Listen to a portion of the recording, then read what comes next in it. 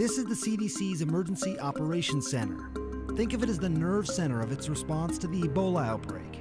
Just a few minutes after I walked in, phones and BlackBerries started buzzing everywhere. While we were here, the activation level just went up to level 1, just in the last couple minutes. What does that mean?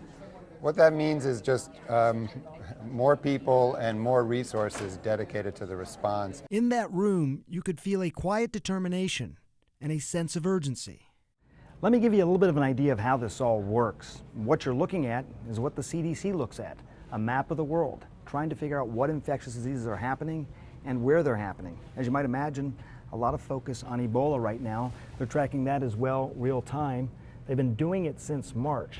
Take a look in here. This really jumped out at me. Mid-May, they thought things were basically under control.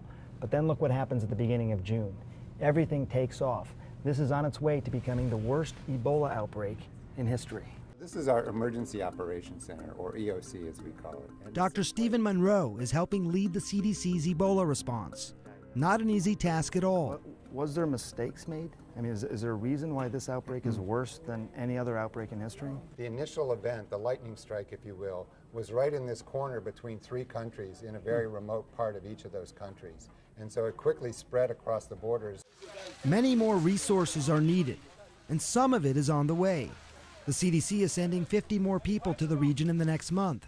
Dr. Meredith Dixon just returned from 2 tours in the remote part of Guinea, where she was trying to help control the outbreak. One day we were removed from that area because there were rumors that a group of young men would be coming to destroy the treatment center because they wanted to destroy Ebola. She says that situation never escalated, but it shows the kind of hurdles and confusion the health workers face there. Here in the United States, a different sort of confusion, different questions. For example, if Ebola is not airborne, then why were there such extraordinary precautions taken for Dr. Kent Brantley and Miss Whiteball? Turns out it was more an abundance of caution rather than a necessity. We're pretty confident that any large hospital could handle an Ebola case if one were to show up at their doorstep, using traditional isolation rooms with a negative pressure room and with traditional droplet and respiratory precautions.